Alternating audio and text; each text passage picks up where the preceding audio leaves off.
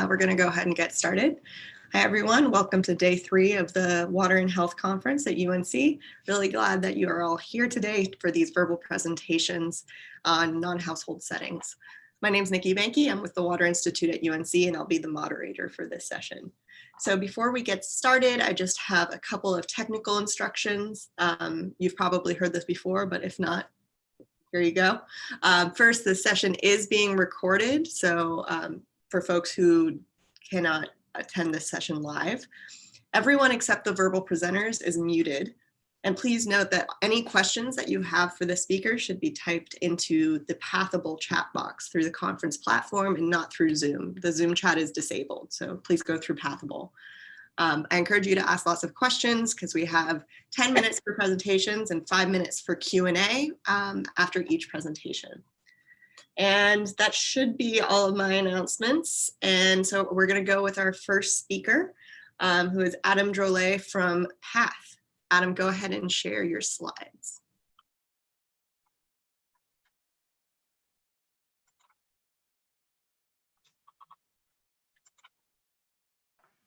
Great, can you hear me? Yep, and we can see your slides. Okay, great. Well, thank you all. Thank you very much for attending and for your interest in this talk. My name is Adam Drolet. I'm with PATH, and today I'll be presenting the results of an evaluation of an on-site chlorine generator in healthcare facilities in Ghana and Uganda.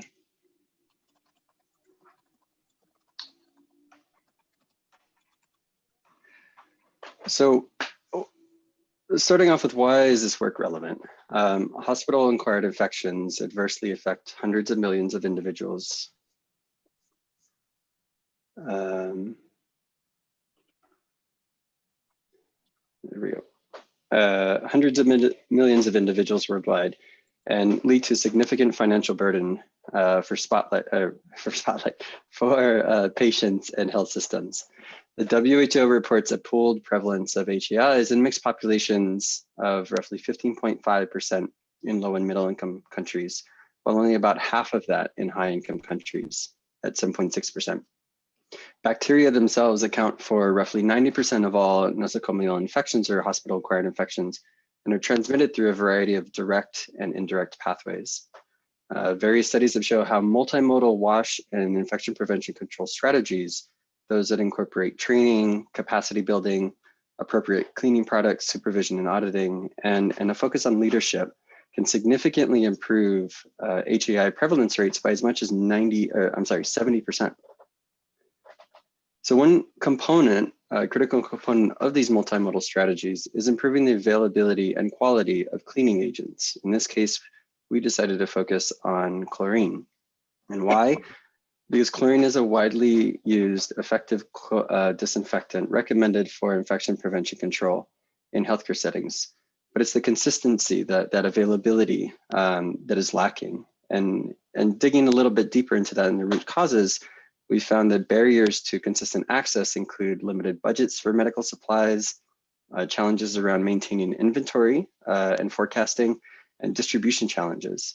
And additionally, the quality of chlorine that's received by healthcare facilities, and specifically looking at the degradation of the chlorine solution's concentration and challenges with dilution of chlorine in different types, whether it's powdered, liquid, or tablets, pose additional challenges for users.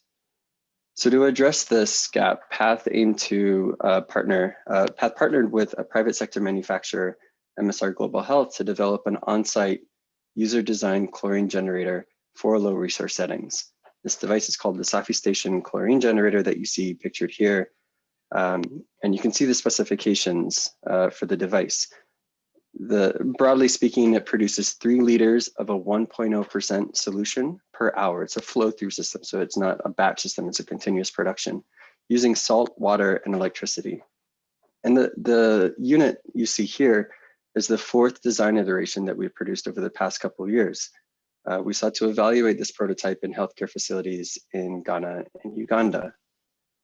So from November 2018 to March 2019, we sought to evaluate that Cofie station across a couple of objectives, those being looking at the technical performance of the device. Does it do what it says it's supposed to do?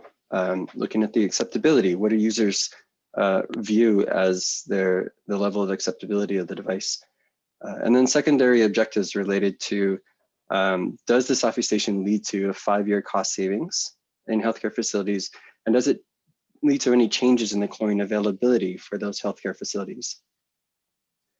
3 methods were used to collect data to evaluate our objectives. So the first, again, around evaluating the performance, we relied on automatic data collection by the device itself. So data was collected across several different technical parameters, which again, you see in this table here, and either directly transmitted through cellular networks to a cloud-based database by the device, or in some cases manually extracted using Bluetooth and then uploaded.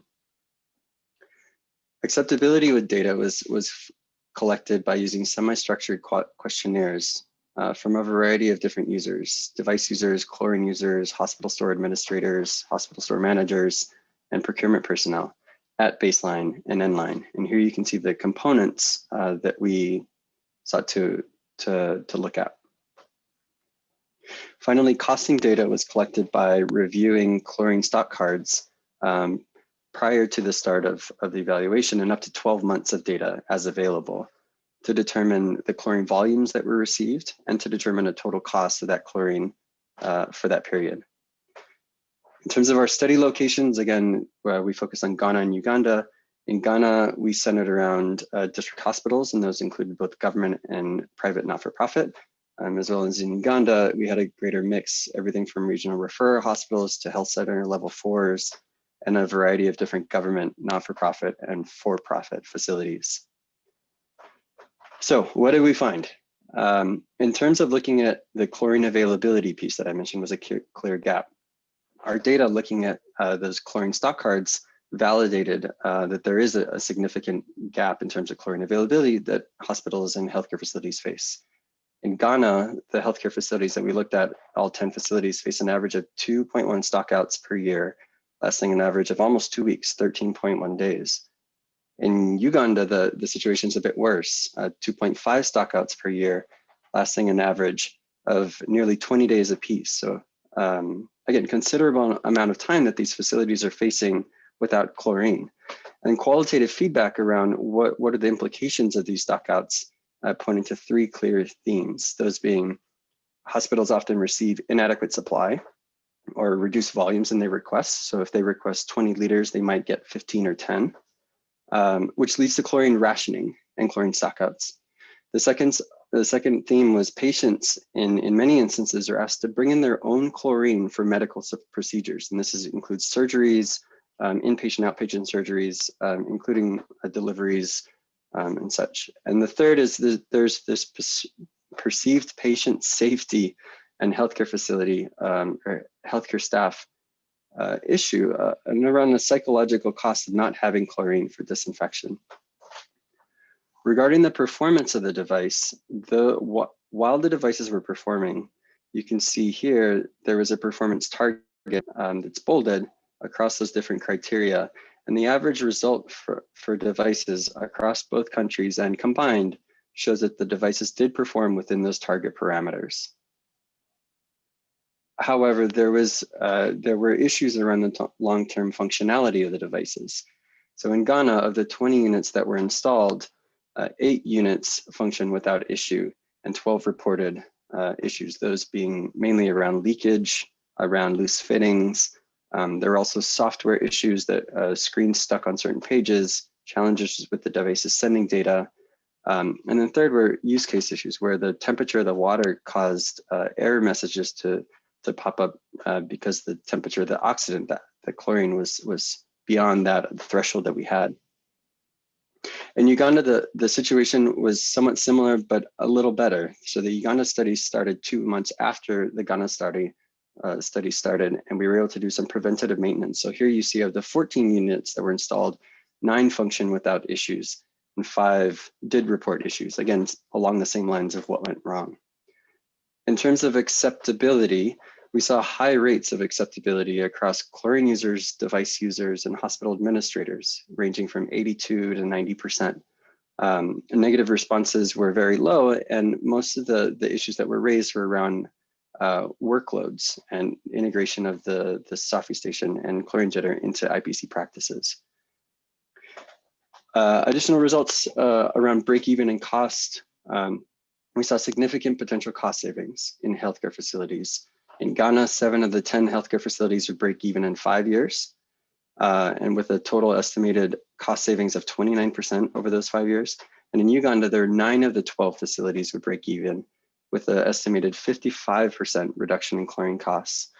The reasons for facilities not breaking even were mainly around lower than market purchase price of chlorine, the use of HTH powder, which has a lower per liter cost, though it does have some issues around the safety for those generating the solution, and low volumes of chlorine just not being used by facilities. So in conclusion, we saw that there's a high level of acceptability for chlorine generators, though additional research is needed on how do you integrate those technologies into IPC, infection prevention control practices. There's a significant potential for cost savings in addressing chlorine stockouts from producing on-site using low-cost inputs. We would like to further explore different use cases, smaller healthcare facilities, distribution models, and small pipe water systems. The Cofie station prototype obviously needs additional product development work to be more robust. And in the meantime, PATH is currently partnering with a commercialized on-site chlorine generator by a different manufacturer, Aqua Research, to evaluate 30 units in Mozambique, Ghana, and Uganda. Thank you very much, and I look forward to any questions you have. Thank you, Adam. Really appreciate the presentation. We do have a question in the chat, and a reminder to anyone watching, if you have questions, please post them in the Pathable chat box, not the Zoom one. So the first question we have is, can you please explain why this device was chosen? How were the healthcare facilities in your study selected? So it's kind of 2 questions. Yeah, good question. So the Cofie station and the stream devices are the only 2 devices that are flow-through systems. So what that means is most chlorine generators are batch-based systems. You make your brine out of salt and water, you put in an electrode that causes a chemical reaction, but that reaction has to have sustained electricity over the entire period at which that transformation happens from salt and water to sodium hypochlorite. And if there's a break in that time period when that reaction is happening, there's significant testing that has to be done for the solution to see what concentration it is. It will not be that final concentration that you want. And in some cases, that solution might have to be tossed in and start all over again. So we sought to work with and develop a new technology that it's a flow through system. So meaning that the first drop to the last drop should be guaranteed to be that concentration that you want. Meaning if the electricity cuts out at 5 minutes, at 10 minutes, at 15, 20, an hour, 5 hours, whatever you've produced can be used. So it was partially that development process that we helped that manufacturer develop it. And in the side, in tandem, there was another group called Aqua Research that was doing the same thing. And so we see these as leapfrogging, as game changing, as addressing those challenges, because we know electricity, brownouts, blackouts happen a lot. In terms of the site selection criteria, we had a range in terms of chlorine volume usage in facilities as one. The facilities had to have at least some source of relatively stable electricity and a source of water. So those are limiting factors themselves. I think what we're learning, and we learned, was that some of the chlorine volume, the requirements for the range of chlorine volume can vary.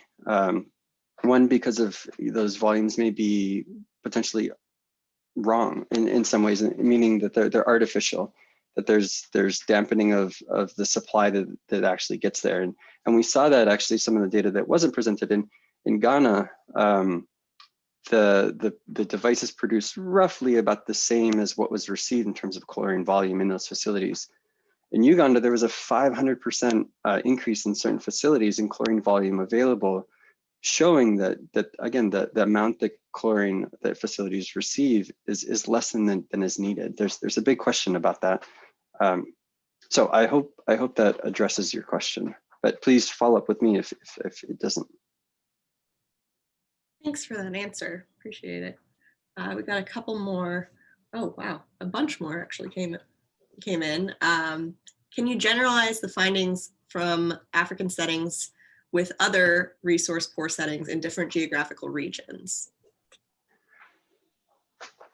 I think so, but this is a very initial study, and I think the main point is that one of the key factors in order to look at, for example, the cost savings, is to look at the cost of the chlorine that a facility is receiving, and that will have a huge implication. And we have a model set up where we're able to play with some of those numbers to see, just again, modeling over a 5-year period. And the reason it's 5 years is that's the minimum expected lifetime for this device. So over those 5 years, what results in terms of any potential cost savings? But there are also, and again, I should put caveats around our cost analysis, that we were looking strictly at the cost of chlorine that was received by those facilities, and estimating or assuming that that same volume would be received over 5 years. And the same with the device. So we weren't looking at implementation costs, transportation costs, supply, staff time, any of those kind of larger implementation pieces. But I do think it would be, there is application in other settings for this device, especially when you take out when you consider some of the unknowns of the supply chain breaks of, COVID is another example when there's such stresses on a supply chain, and there's this immediate acute demand for chlorine. Being able to produce on site, it addresses a lot of those issues, as well as the chlorine quality piece. Great, thank you. And we have time for another question. You actually answered one of the questions about the lifespan of the device, but are there other chemical disinfectants or byproducts formed in the generator? Yes. So as soon as the reaction happens, there are a number of different chemical products that are formed. They typically have a very, very short shelf life. And so, for example, the stream produces a mixed oxidant. So there is some hydrogen peroxide, there is some hydrogen gas that is released as well. But again, the longevity and shelf life of those molecules that aren't sodium hypochlorite don't last that long. Thank you for that, and thanks for a great presentation and Q&A session. If you have more questions, go ahead and post them in the chat, and Adam, you can kind of follow up with people as needed. Thanks. So, happy to present our second and final speaker, Farhana Sultana from ICDDRB. Go ahead and share your screen, Farhana. Thank you so much.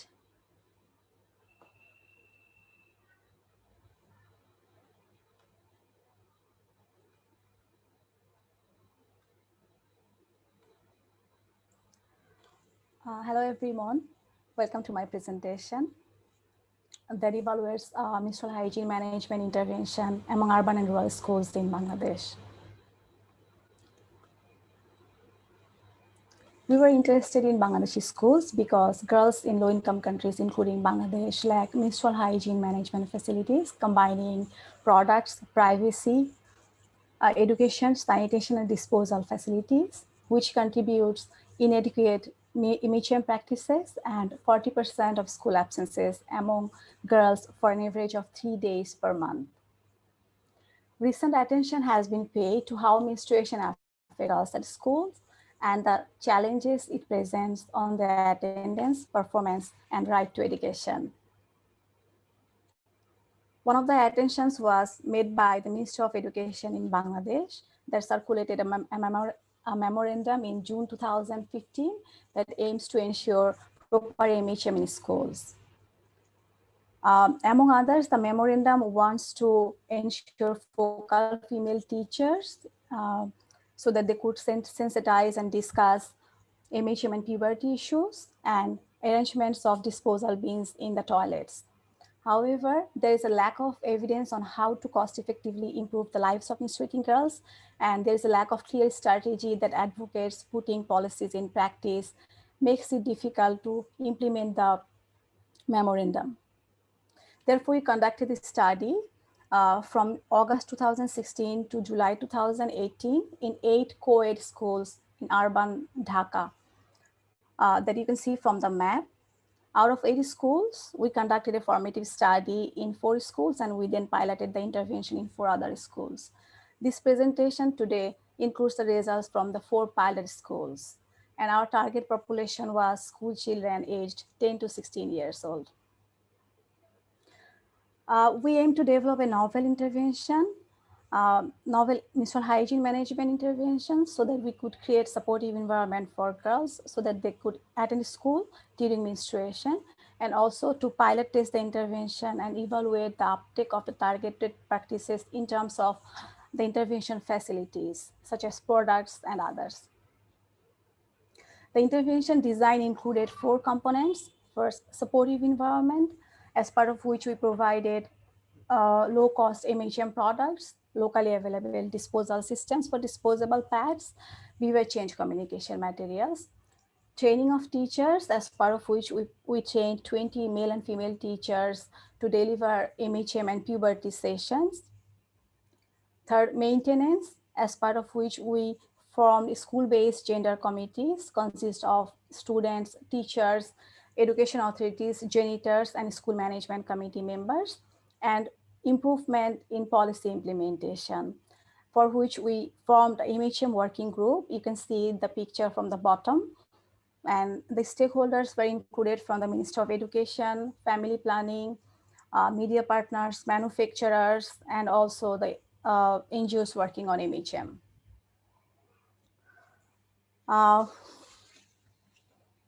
Based on the formative research findings, we provided the 4 pilot schools MHM package that included 1 cloth pad, 2 cloth pads, 1 underwear, 1 carrying and 1 plastic storage bag, so that girls could put together the stained cloth pad in the bags and take back to home for washing and drying. We also provided both boys and girls from grade 5 to 10 government approved comic books called It's My Puberty, Circus Girl, Wizards of Nightmares. We also provided teachers pictorial flip charts called Know Yourself and Grow, that they use to deliver the puberty and MHM sessions. We attached cue cards next to the toilets to ease better MHM among girls. The cue cards depicted pictorial messages on the use of intervention materials, maintenance of both cloth and disposable pads.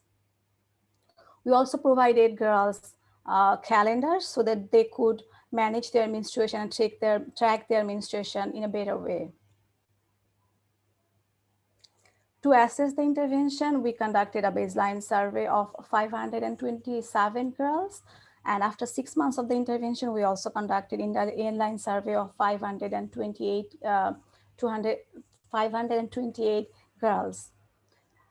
We randomly selected 20 girls for the survey from grade 5 to 10, before which we collected a student list from the schools. Now results. This slide shows that the use of rag or rolled cloth was 22% at baseline. That has been increased by 83% in inline, during which girls use the intervention provided cloth pad. The majority of the girls who used the cloth pad said it was comfortable, it did not stain, it was soft and reusable. Therefore, they used the cloth pad.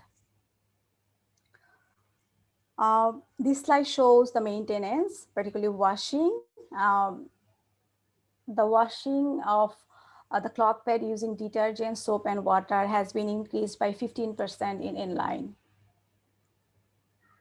This slide shows that the girls were used to dry the rags or old cloth in hidden place or inside the room, which has been decreased after the intervention from 43% to 17%.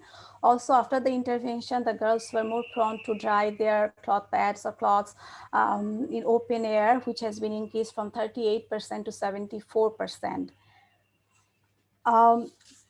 This was also because the cloth pad we provided did not look like menstrual absorbent, and also girls were thus being comfortable drying them openly, that you can see from the picture here. Similarly, the intervention increased the storage of cloth pads with other cloths and decreased the storage in hidden place by 27% compared to baseline. This picture shows that a girl who was using the intervention provided cloth pad and stored the cloth pad with her regular clothes in a closet. This slide shows the mean difference on the longest time in hours to spend without changing pad. That has considerably decreased from 11 hours to 8 hours after the intervention. And also more girls change menstrual absorbents in every 6 hours, which we recommended during the puberty and MHM sessions. This slide shows the changes in behavior change communication intervention. More girls received menstruation, puberty-related information from teachers after the intervention, and also they were more comfortable from baseline compared to baseline to discuss about menstruation. This slide shows the differences between absenteeism during menstruation. There was an 8% difference in terms of missed school, which is statistically significant. That means after 6 months of the intervention, absenteeism due to menstruation has been decreased from 28% to 20%. However, the girls who still missed school mentioned that they had excessive bleeding and pain, and they did not feel comfortable to attend school during this menstruation. This was maybe because this intervention was particularly focused on menstrual hygiene management, not about health management or pain management. So maybe future studies could think about that one. To conclude, we would like to say that the intervention reduced absenteeism, suggesting that supportive school MHM environment was created with related MHM physical facilities, and thus we would like to say also that this intervention was acceptable and successful, that has the potential to deploy in other Bangladeshi schools. We would like to recommend a randomized control trial to see the impact on attendance and also on self-efficacy school performance.